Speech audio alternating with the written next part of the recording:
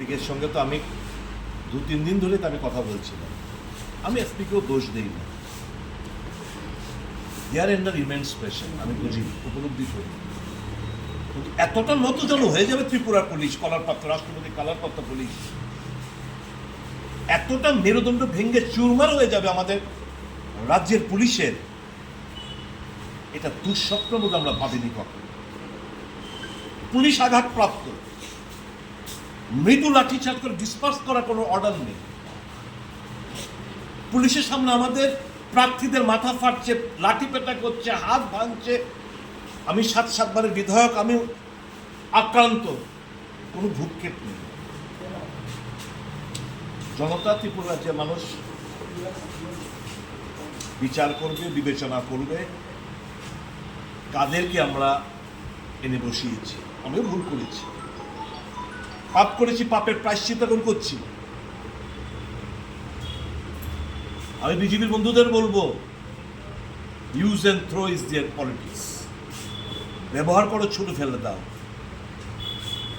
ত্রিপুরা রাজ্যের মানুষের স্বার্থে এরা কখনো কাজ করেনি, করবেও না। 1 পয়েন্ট প্রোগ্রাম লুটপাট,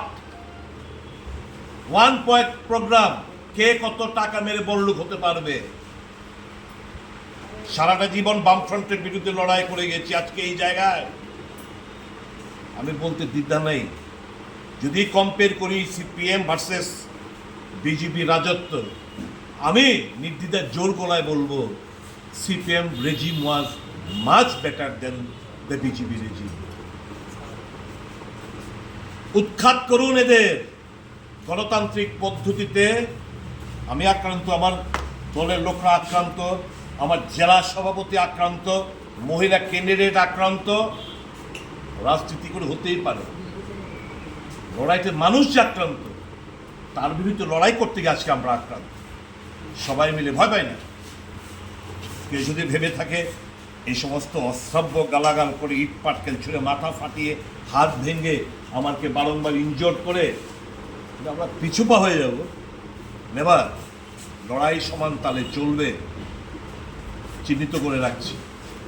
সাংবাদিক বন্ধুদের ওখানে যেতে দেয়নি, কেউ রেকর্ড করতে পারে না, কেউ রেকর্ড করার মতো সাহস এদের নেই স্থানীয় সাংবাদিক বন্ধুদের। কোন রাজত্বে আমরা বসবাস করছি? পুলিশ নিষ্ক্রিয়।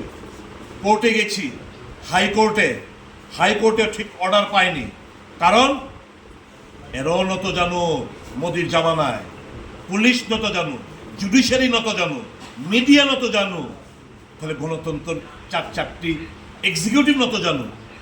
4 স্তম্ভ গুড়িয়ে দেওয়া হয়েছে।